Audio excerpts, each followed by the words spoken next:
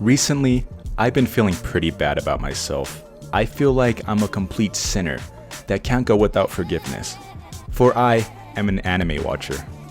Yes, I know this is such a massive shocker, but you can put the pitchforks down and hear me out. I have been seeking salvation, and almost as if God himself was reaching down to hand me the answers, I had a friend DM me about a documentary that talks about the harms of anime through the guise of Christianity.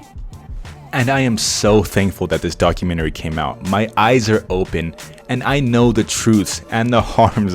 Fuck it, that documentary is batshit insane. Wait, so do many of Dragon Ball's villains have common attributes of God? Actually, they do. For example, the villain King Cold has a title called the King of the Universe. Frieza, his son, is like the Prince of the Universe, much like Jesus is referred to as the Prince. Once again, a parallel to Jesus' resurrecting the righteous at his second coming. He also wants the world to go back to the way it originally was. After Satan is destroyed, Jesus will create a new earth for us to live in. The Dragon Team characters thrive off of fighting. Even when presented with the idea that they could use the Dragon Balls to stop the apocalypse, Team Z outright refuses to stop fighting. They believe their whole existence is for the single purpose of fighting. This is a Luciferian mindset. You guys heard it here first. Dragon Ball is actually supposed to be the Bible, and Frieza is Jesus Christ.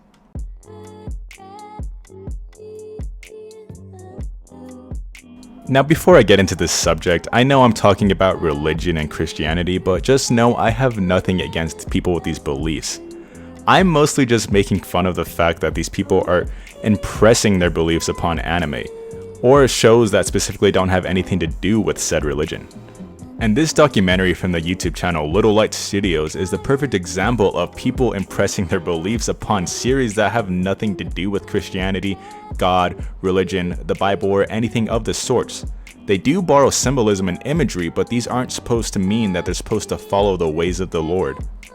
But putting all of that aside, this documentary is just fun to watch in general because of the great lengths they go to prove their points, such as going to an anime convention and wondering why there's so many anime fans. These were like 14. I know, right? It's so not okay or appropriate for such young kids to watch. And everybody we interviewed was super into anime. I mean, there wasn't even a single person who wasn't into it.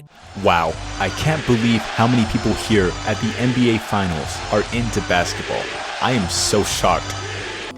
Aside from that, the documentary is kind of just filled with misinformation and clearly a lack of research towards the subject of anime.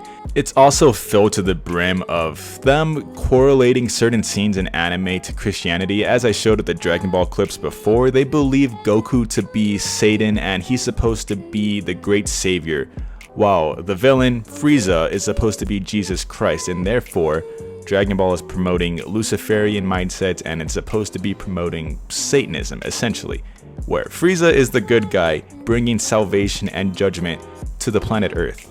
Allied to good, nightmare to you! Goku saying that he is the truth is like him saying he is like Jesus, because John 14:6 says, Jesus is the truth, the way, and the life. Even saying that he is the answer to peace is a lie because he's born to fight, not bring peace. Exactly, Scotty. You see, Goku kills his innocent grandfather, but feels no remorse. He says he will ask for forgiveness, but he never does. It is shown that King Cold is only bent on destruction. This leaves the viewer with a twisted understanding of God and makes him seem like an evil ruler. Even his appearance is with large horns on his head and a red cape. King Cold sits on his throne as he and his son approach Earth to destroy it. The imagery of the second coming is unmistakable. Yeah, the Bible does foretell of a time that God will destroy planet Earth, but it's only after he comes again and takes the righteous to heaven. We know only God has the ability to destroy the whole earth. For example, the flood. Satan, even though he wishes he could, does not have this ability. And for those of you who aren't aware of what judgment is for Christianity, let me give you a quick lesson on it. So a lot of teachings in the Christian faith believe that there will be a day at some point in the future, it could be tomorrow, a month from now, 10 years from now, a million years from now, any random point in time, God will come down and judge the sins of everybody on earth. But basically what that means is that everybody within the Christian faith will be saved, while everybody else that wasn't following them, whether you be Muslim, Jewish, atheist, Mormon, or anything that isn't Christian faith, you will be smited, you will be judged, and you will not be allowed onto the new paradise. Therefore, only Christians are the saved ones, they're the righteous ones, they're the correct ones, while everybody else, they sinned and their time for salvation is gone. They have now had to pay for their sins and they suffer for eternity. So essentially this parallel they were drawing with Frieza is that his destruction of planet Vegeta and all the other innocent planets is actually him saving them, much in the same way that God and Jesus Christ would in the Bible. And obviously what they take issue with is that Frieza and King Cold are being phrased as tyrants, so they're being framed as the bad guys here. And saying it out loud, that kind of sounds crazy, right? Well, that's because it is. Dragon Ball has been famously known to be based off of the Chinese philosophy Journey to the West, which actually uses Buddhist teachings, not Bible. But I think my absolute favorite part of this documentary is this next part. Okay, this certainly is not kids' material. Maybe we should pause it. I'll get it. Hey, Fiesta Taco Delivery, where there's a party in every bag. Did anybody order tacos? Tacos? No, I didn't order it, but that should definitely be what we have for lunch. Man, it looks like you guys having a watch party. That's kind of weird. Hey, this is not one of those weird fetish parties, is it? Somebody please tell me what the purpose of this bit was. I genuinely do not know what the comedic value was supposed to be. I'm more laughing at the fact that they thought this would be funny to include. But best of all, they thought this bit was so funny, they included the blooper reel at the end. Alright, you're just gonna say there's a party in every bag. You're the delivery guy bringing tacos, there's a party in every bag. Alright, there's a party in every bag. Yeah, a little more excitement though, and thicken your accent. There's a party in every bag, you know? There's a party in every bag. Alright, just a little more excitement. Here, try the hat. Hat? No, I'm not. Come on, just put that. It'll no. help you get in character. Oh, come on. It'll help you get in character. Okay, now. There's a party in every bag. Perfect! That's Good? it, dude. That's it, bro. That's it. Yeah. I had never been more confused in my life than when I saw this bit pop up, and obviously I'm showing this documentary to you guys in bits and pieces and a little bit out of order, but that's because it's almost an hour long. But I promise you, this bit just comes out of nowhere like 15 minutes in and serves no purpose to the rest of it. He's just like, hey, you guys want tacos? And they're like, nah, we're good. And then he just walks away. And that's their only attempt at comedy throughout this whole entire documentary. That makes it's very confusing. I also find it very funny that they're upset at anime promoting harmful imagery, yet they turn around and make a stereotypical joke about a Mexican selling tacos. There's just zero self-awareness shown throughout this whole entire documentary. Well, that was kind of awkward, but you know what's crazy? There are tons of reaction videos on YouTube where people don't find this scene disturbing. This isn't the only time that Usagi stayed overnight at her boyfriend's house. We should probably go wake Chibiusa. Let her sleep. Both of you can stay here tonight. This particular storyline is even carried over into later seasons of the show. There is even a scene where Usagi's love interest, Mamoru, accidentally kisses an extremely young 5-year-old Sailor Chibi, which, how do you accidentally kiss a 5-year-old? Okay, it's obvious what they're getting at here. They're trying to imply that this scene promotes pedophilia by calling this character a 5-year-old, despite the fact that in the series, Sailor Chibi is actually 900 years old. Now, I know that this debate is almost unwinnable and never ending, as the goalpost to be shifted to either appearance only matters or age only matters. So I'm not going to go into too much depth with this. I'm just a believer that fictional ages don't matter because of stuff like this. Yes, this character is young looking, and she's also a chibi character. She's supposed to be cute, small, and childlike, if you will. But at the same time, you can assign any age you want to this character and, well, sucks to suck, but that's the actual character's age. Or inversely, you can have a tall mommy milky Oni-san walking around, and you can call her 5 years old, and nobody can tell you you're wrong because that's the age you assigned to it. Now, obviously, you're fine to find it uncomfortable or you're fine to find it distasteful. Just don't try to poke at it as being pedophilia because that is not what it is. But I've already talked about that enough. I just firmly believe that you should not be using this as a point. Animes have like young kids in there, then you just automatically assume that it's for kids. But because it's an animation, the twisted storylines usually fly under the radar. But kids pick up on these themes subconsciously. And yet pedophilia can be found across anime, as well as themes of incest, homosexuality, lesbianism, and transsexualism. No, no, no, not the gays. Not the gays. How could my Japanese cartoons have the gays? And it gets even more weird when original Japanese anime is changed for US viewers. In Sailor Moon, Haruka and Michiru are lesbian lovers, but in the American version, they made them cousins. He's exactly the type who's supposed to have a pure heart and powers. We should make sure we watch him closely then. Leave it to me, cuz. Okay. But someone clearly didn't think this through because they left the scenes the same, only changing dialogue, leaving the impression that they are some sort of twisted cousin lovers. There's quite a lot to unpack with this segment, so buckle up.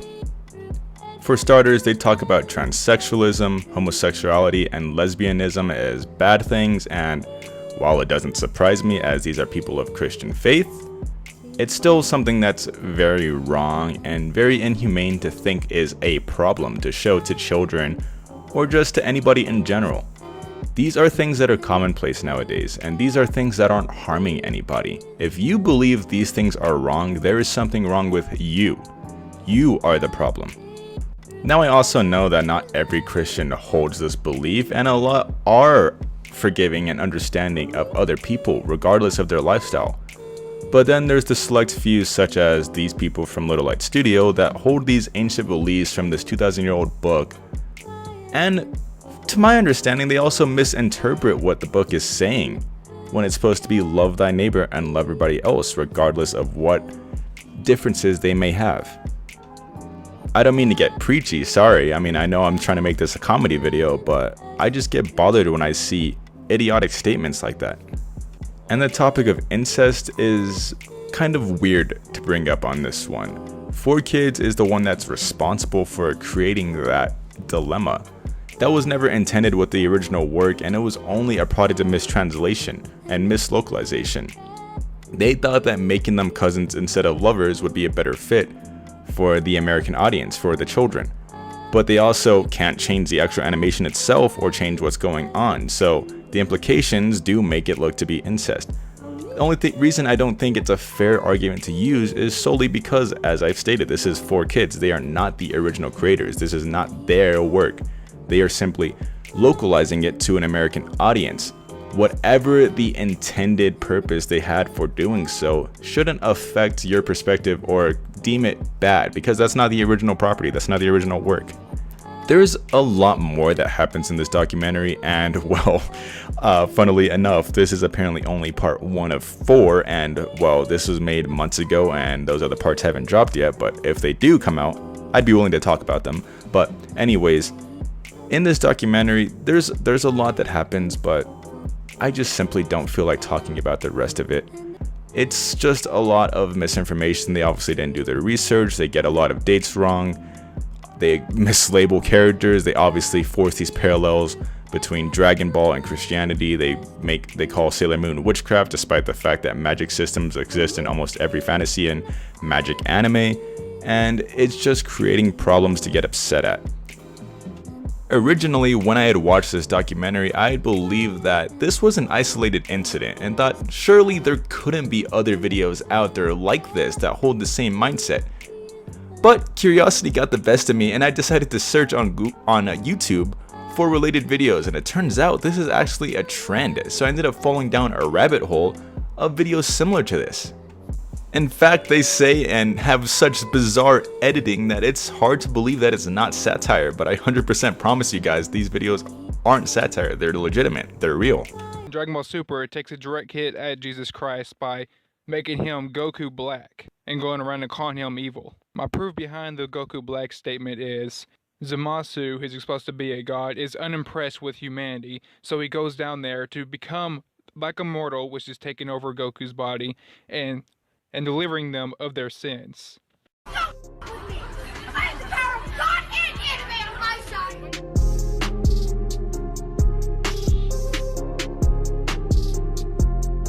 And even though I just showed these videos to you now, I don't think I will be discussing those ones any further. And I also do want to make it clear, I don't have a problem with people finding correlations with Christianity and anime. I think those kind of analyses are cool, and there's obviously anime that do pull heavily from Christianity. Neon Genesis Evangelion, for one, pulls extremely heavy from Christianity. Of course, religion and stuff will be brought up in series like that. And I also think if you do want to find parallels between characters and compare them to Christian stories, that's also cool. That's what analysis is all about. That's what character crafting, that's what studying and all of that is all meant for. But it's when you try to make it a fact that something like Dragon Ball is sinful and goes against Christian faith because you force a parallel on them is when the problem begins.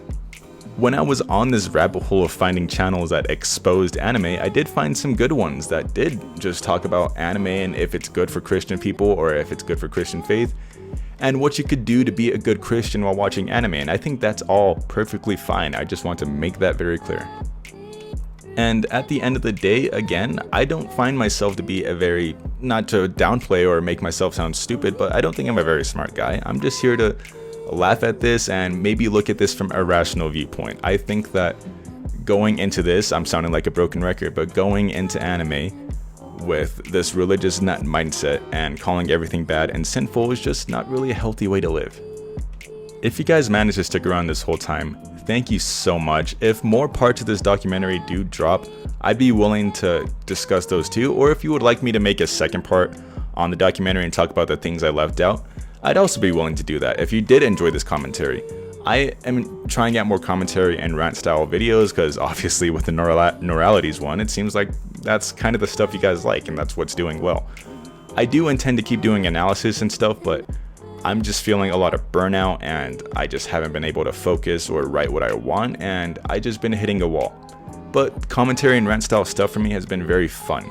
So I do intend to do these a lot more, and if you guys want me to discuss certain topics or discuss certain videos or rabbit holes on YouTube, I'd love to do that. But yeah, that's all from me. Remember to like, subscribe, and if you don't, you will not be saved on Judgment Day.